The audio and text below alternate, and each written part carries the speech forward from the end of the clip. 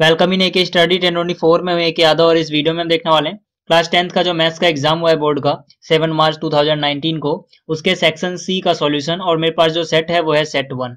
और एक बात और आपको बता दूं कि इस बार जो क्वेश्चन पेपर आए हैं अलग अलग स्टेट्स के वो अलग अलग हैं, तो इसलिए हो सकता है आप में से कुछ बच्चों का क्वेश्चन पेपर इससे मैच ना करे। और इससे पहले मैंने जितनी वीडियो बनाई है उन सभी का लिंक आपको इस वीडियो के डिस्क्रिप्शन में मिल जाएगा या फिर यहाँ पे जो आई बटन होता है यहाँ से भी आप उनको देख सकते हैं। तो शुरू करते हैं। देखिए जो सेक्शन सी का पहला क्वेश्चन है यानी क्वेश्चन नंबर 13, इसमें हमसे बोला गया prove that √2 is an irrational number. तो इस तरह के क्वेश्चन आपने बहुत बार कर रखे हैं, इसकी अलग से मैंने वीडियो बना रखी है तो इसमें मैं सॉल्व करके नहीं दिखाऊंगा। अगर आपको देखनी है तो उसका लिंक आपको यहाँ पे आई बटन में मिल जाएगा, वहां से देख लेना। तो सीधा बात करते हैं क्वेश्चन नंबर 14 की। अब देखिए जो क्वेश्चन नंबर 14 है यहाँ पे हमसे बोला गया फाइंड द वैल्यू ऑफ के such that the polynomial x² minus k plus 6x plus 2 into 2k minus 1 has sum of its zeros equal to half of their product। मतलब कि जो हमें पोलिनोमियल गिवन है इसमें हमें k की value find out करनी है और हमें बताया गया है कि जो इसके जीरोस का सम है वो इसके जीरोस के प्रोडक्ट का आधा है यानी हाफ है। तो इसको हम कैसे करेंगे बात करते हैं इसकी। तो देखिए जो भी पोलिनोमियल गिवन था मैंने उसको यहाँ पे कॉपी कर लिया है। इसके बाद हमें a, b और c की वैल्यू पता करनी होती है क्योंकि इनका हम आगे यूज करेंगे। तो इसको हम कैसे पता करते हैं, जो भी आपको पोलिनोमियल गिवन है इसको आप कंपेयर करोगे ax² plus bx plus c से। ठीक है, तो यहाँ पर जो x² का कोफिशिएंट होता है उसको हम a बोलते हैं, तो यहाँ x² का कोफिशिएंट कितना है 1 है। ठीक है, कुछ नजर नहीं आ रहा मतलब 1 है, तो मतलब a की वैल्यू 1 आ गई। और जो x का कोफिशिएंट होता है उसको हम b बोलते हैं, तो यहाँ पे जो x का कोफिशिएंट है वो कितना है -k प्लस 6, तो मतलब b की वैल्यू आ गई -k प्लस 6। इसी तरह से जो अकेली टर्म कांस्टेंट टर्म होती है उसको हम c बोलते हैं, तो यहाँ पे c की जगह कितना नजर आ रहा है 2 इंटू में 2k माइनस 1, तो c की ये वैल्यू हो गई। तो यहाँ से a, b और c तो पता लग गया। अब बात करते हैं आगे। देखिए यहाँ पे जीरोस की बात की गई है, तो सबसे पहले मान लेते हैं कि जो दोनों जीरोस हैं वो अल्फा और बीटा हैं। ठीक है, अब बात करते हैं क्वेश्चन के हिसाब से। यहाँ पे आप लिखोगे अकॉर्डिंग टू क्वेश्चन। क्वेश्चन के हिसाब से हमसे बोला गया था कि जो सम है जीरोस का यानी कि अल्फा प्लस बीटा, ये सम हो गया जीरोस का, अगर अल्फा और बीटा जीरोस हैं तो वो बराबर है उनके प्रोडक्ट के हाफ के। तो अल्फा इंटू बीटा मतलब क्या है जीरोस का प्रोडक्ट, और डिवाइड बाई 2 के मतलब इसका आधा हो गया। तो जो सम है जीरोस का वो प्रोडक्ट के हाफ के बराबर लिख दिया मैंने। ठीक है, अब आप जानते हैं कि जो अल्फा प्लस बीटा होता है क्वाड्रेटिक पॉलिनोमियल में उसकी वैल्यू आती है -b/a, और जो अल्फा इंटू बीटा होता है उसकी वैल्यू आती है c/a। ठीक है, तो अल्फा इंटू बीटा की जगह c/a आया और नीचे 2 था तो नीचे 2 ये रहेगा। अब हमने पहले से ही a, b और c की वैल्यू यहाँ पे पता लगा रखी है, तो हमें क्या करना है इनकी वैल्यूज पुट कर देनी है। तो यहाँ पे पहले माइनस था तो माइनस की जगह ये माइनस आया, और फिर यहाँ पे b है, b के पास जो अपना एक अलग से माइनस है तो यहाँ पे -k प्लस 6, तो -k प्लस 6 b की जगह आया है और इस माइनस की जगह ये वाला माइनस है। ठीक है, डिवाइड बाई a है, a की वैल्यू 1 है तो इसको 1 से डिवाइड कर दिया, फिर इक्वल टू की जगह इक्वल टू, फिर c/a मतलब c की वैल्यू पहले, तो c की वैल्यू कितनी है 2 इंटू में 2k माइनस 1, तो यहाँ मैंने लिखा 2 इंटू में 2k माइनस 1, और डिवाइड बाई a है, a की वैल्यू कितनी है 1 है, उसकी जगह 1 आ गया, और इसके साथ में 2 है मल्टीप्लाई में, तो 2 मल्टीप्लाई में लिख दोगे। ठीक है, इसके बाद देखो क्या होगा, यहाँ पर जो 2 1 2 हुआ उससे ये 2 कैंसिल कर दो। ठीक है, और यहाँ पर माइनस माइनस प्लस हो गया, तो यहाँ पर k प्लस 6 बचा, नीचे 1 है मत लिखो कोई दिक्कत नहीं है, ये वाला 2 तो कट चुका है तो 2k माइनस 1 यहाँ बचेगा।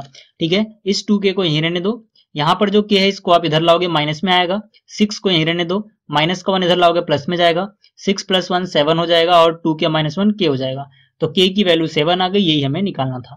तो ये था क्वेश्चन नंबर 14। अब बात करते हैं क्वेश्चन नंबर 15 की।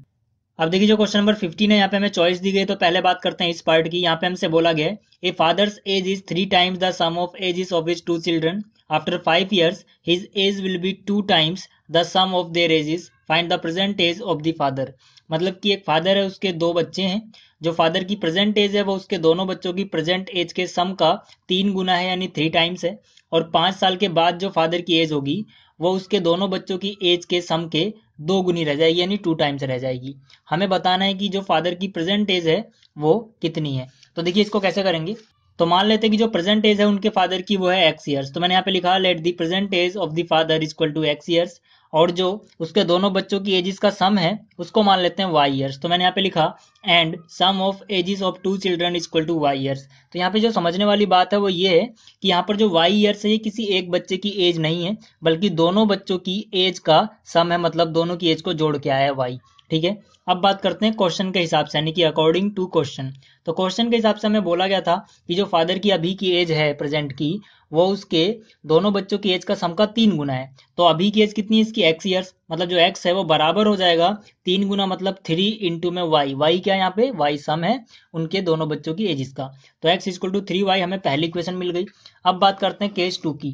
केस 2 में हमें बोला गया था 5 साल बाद, तो यहाँ मैंने लिखा है आफ्टर 5 ईयर्स, ठीक है ना, 5 साल बाद। 5 साल के बाद जो एज होगी फादर की वो कितनी हो जाएगी, x प्लस 5, क्योंकि जो अभी x साल का है 5 साल बाद उसकी एज 5 और ज्यादा हो जाएगी, तो यानी कि x प्लस 5 ईयर्स हो जाएगी 5 साल के बाद जो फादर की एज होगी। और जो सम आएगा उसके दोनों बच्चों की एजेस का वो कितना हो जाएगा, y प्लस 5, क्योंकि यहाँ पर ये दो बच्चों की एज का सम है, तो एक बच्चा 5 साल बाद 5 साल ज्यादा हो जाएगा, उसकी एज 5 साल ज्यादा हो चुकी होगी, इसी तरह से दूसरे बच्चे की भी एज 5 साल ज्यादा हो चुकी होगी, ठीक है ना। तो इसलिए आप 5 को 2 बार जोड़ोगे तो 5 प्लस 5 यानी 10 हो गया, y प्लस 10। फिर से बोल रहा हूँ क्योंकि दो बच्चों की एजिस का सम था, तो 5 साल के बाद एक बच्चा 5 साल ज्यादा हो जाएगा, दूसरा बच्चा भी 5 साल ज्यादा एज का हो जाएगा, इसीलिए यहाँ पे मैंने 2 बार 5 को ऐड किया है। तो कितना आ जाएगा, y प्लस 10 ईयर्स, ठीक है। अब देखिए, अब बात करते हैं अकॉर्डिंग टू क्वेश्चन, यानी क्वेश्चन के हिसाब से 5 साल के बाद जो फादर की एज होगी वो 2 टाइम्स थी उसके दोनों बच्चों की जो एज का सम होगा 5 साल बाद उसके। तो 5 साल बाद फादर की एज कितनी थी, x प्लस 5, यहाँ मैंने लिखा है, ये 2 टाइम्स यानी 2 से मल्टीप्लाई करोगे, जो इसके बच्चों की एज का सम आया 5 साल बाद यानी y प्लस 10 से।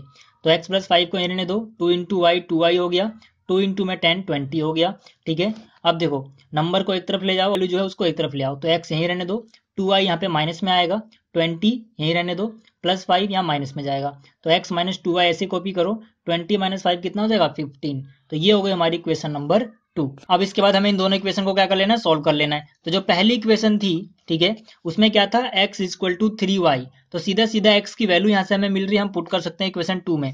तो इसीलिए मैंने यहाँ पे लिखा है put x equal to 3y in equation 2। ये हमें कहाँ से मिला, फर्स्ट इक्वेशन से, ठीक है ना। आप यहाँ से देख सकते हो कि यहाँ से हमें मिला x इक्वल टू 3y। तो यहाँ पर जो इक्वेशन नंबर 2 है, x की जगह क्या पुट कर देना है, 3y। तो x की जगह मैंने यहाँ 3y लिखा, माइनस की जगह माइनस, 2y की जगह 2y इज इक्वल टू 15 अपनी जगह। तो 3y माइनस 2y y बचेगा और यहाँ पे आ जाएगा 15। तो y की वैल्यू 15 आ गई। लेकिन हमें निकालनी थी फादर की प्रेजेंट एज, जिसको हमने x बोला था, तो हमें x की वैल्यू निकालनी है। तो यहाँ से देखो x की वैल्यू कितनी है, 3y। तो इसमें आप क्या करो, y की वैल्यू पुट कर दो, तो x इक्वल टू 3y है और जो y है उसकी वैल्यू 15 आई है, तो 3 की जगह 3, y की जगह 15, 15 3 जा 45, तो x की वैल्यू आ गई 45 ईयर्स। मतलब हम कह सकते हैं कि जो प्रेजेंट एज है उनके फादर की वो कितनी है, 45 ईयर्स है। तो ये था क्वेश्चन नंबर 15 का पहला पार्ट। अब देखते हैं जो इसके चॉइस में क्वेश्चन दिया गया है वो क्या है।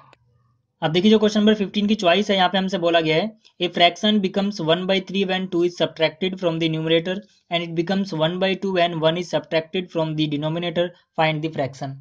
मतलब कि कोई फ्रैक्शन है जिसकी वैल्यू 1/3 हो जाती है अगर 2 सब्ट्रैक्ट कर दिया जाए इसके न्यूमरेटर से, और इसी फ्रैक्शन की वैल्यू 1/2 हो जाती है अगर 1 सब्ट्रैक्ट कर दिया जाए इसके डिनोमिनेटर से। हमें बताना है कि जो फ्रैक्शन है उसकी वैल्यू क्या है, ठीक है। तो इसको कैसे करेंगे, बात करते हैं इसकी।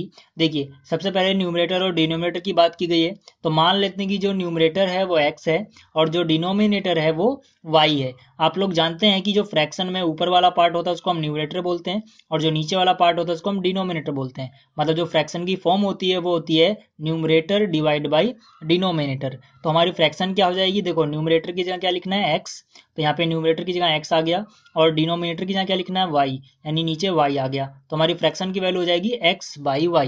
यहाँ तक तो आपको समझ में आ गया होगा। अब बात करते हैं पहले केस की। पहले केस में हमसे बोला गया था कि अगर न्यूमरेटर में से 2 सब्ट्रैक्ट कर दिया जाए तो फ्रैक्शन की वैल्यू 1/3 हो जाती है। यानी कि मैंने यहाँ पे लिखा फ्रैक्शन x बाई वाई और न्यूमरेटर में से 2 माइनस कर दिया यानी कि -2 लिख दिया, तो इसकी वैल्यू कितनी हो जाएगी, 1/3। अब आप क्या करो, इनको क्रॉस मल्टीप्लाई कर लो ऐसे, तो 3 इंटू एक्स 3x हो गया, 3 इंटू -2 -6 हो गया, y इंटू 1 y हो गया, ठीक है। अब आप क्या करो, y को इधर ले आओ, 3x अपनी जगह रहेगा, y आया यहाँ पे माइनस में, माइनस y हो गया और -6 इधर गया प्लस में। तो ये जो इक्वेशन मिली इसको मैंने बोल दिया इक्वेशन नंबर 1। और अब बात करते हैं केस 2 की। केस 2 में हमसे बोला गया था कि इसी फ्रैक्शन के डिनोमिनेटर में से अगर हम 1 माइनस कर दें तो जो फ्रैक्शन है उसकी वैल्यू 1/2 हो जाएगी। तो मैंने यहाँ पे लिखा x डिवाइड बाई डिनोमिनेटर में से मैंने 1 माइनस कर दिया यानी y माइनस 1 और बराबर में 1/2 लिखा है। इसके बाद फिर से आप क्रॉस मल्टीप्लाई कर लो, 2 इंटू एक्स 2x हो गया और y माइनस वन इधर जाएगा, 1 से मल्टीप्लाई होगा तो y माइनस वन बन जा, y माइनस वन ही रहेगा। 2x को आप यही रहने दो, y को उधर ले आओ माइनस वाई, माइनस वन यही रहने दो। तो ये जो इक्वेशन मिली इसको मैंने इक्वेशन नंबर 2 बोल दिया। ठीक है, अब देखो इक्वेशन नंबर 1 और 2 को हमें सॉल्व करना है। यहाँ पर भी माइनस वाई है, यहाँ भी माइनस वाई है, तो आप क्या करो, इक्वेशन नंबर 1 में से 2 को माइनस कर दो। कब हम माइनस करते हैं, जब इनके निशान सेम हो, ठीक है, और कोफिशिएंट भी सेम हो। हम निशान सेम है तो अगर हम ऐड करेंगे तो निशान तो कटेगा नहीं, हमें सब्ट्रैक्ट करना पड़ेगा। सब्ट्रैक्ट करने में हम निशान चेंज करते तो निशान अलग अलग हो जाएंगे तो कट जाएगा, इसीलिए इक्वेशन 1 में से आप 2 को सब्ट्रैक्ट करोगे। तो यहाँ पे 1 पहले लिखा है तो मैंने इक्वेशन 1 जो भी थी यहाँ पर कॉपी कर लिया, और फिर माइनस के बाद 2 है तो इक्वेशन 2 को मैंने इसके नीचे कॉपी कर लिया, क्योंकि हम माइनस कर रहे हैं तो निशान बदल देंगे। यहाँ पे प्लस 2x था, माइनस हो गया, माइनस था प्लस हो गया, माइनस था प्लस हो गया। ठीक है, तो यहाँ से देखो 3x माइनस 2x 1x बचा, और minus Y plus Y cut गया। ठीक है, ये प्लस वाई है, पहले माइनस था प्लस हो चुका है, और इसी तरह से 6 + 1 7 हो गया। तो x जो है उसकी वैल्यू मुझे कितनी मिल गई, 7। अब आप क्या करो, जो x की वैल्यू आपको 7 मिली, आप किसी भी इक्वेशन में पुट कर दो, आपको y की वैल्यू मिल जाएगी। तो मैंने क्या किया, मैंने इक्वेशन नंबर 2 में पुट किया है। तो यहाँ मैंने लिखा पुट x = 7, जो कि यहाँ से वैल्यू आई थी इन इक्वेशन 2। ठीक है, 2 में देखो क्या है, 2x माइनस वाई है यहाँ पर, तो 2 इंटू में x की जगह मैंने क्या लिख दिया, 7। ठीक है ना, जहाँ पे x था वहाँ मैंने 7 लिख दिया, तो 2 इंटू 7 हो गया, माइनस में y = कितना आएगा, -1। तो 2 से 1 जा 14 हो गया, -1 अपनी जगह, माइनस वाई उस तरफ ले गया, मैं प्लस में गया, वो प्लस वाई आ गया, तो वाई इधर ही रहने दो। जहाँ पे -1 है इधर प्लस में लाओगे तो 14 + 1 कितना हो जाएगा, 15। मतलब वाई की वैल्यू 15 आ गई। और हमें क्या बताना था, फ्रैक्शन की वैल्यू बतानी थी। तो फ्रैक्शन क्या थी हमारी शुरुआत में, x/y। ठीक है ना, न्यूमरेटर x था, डिनोमिनेटर y था। x की वैल्यू कितनी है, 7, तो x की यहाँ 7 लिख दिया। y की वैल्यू कितनी है, 15, तो y की जगह 15 लिख दिया। फ्रैक्शन कितनी आ गई, 7/15। तो इस वीडियो में इतना ही, बाकी क्वेश्चन हम देखेंगे अगली वीडियो में। तब तक के लिए गुड बाय।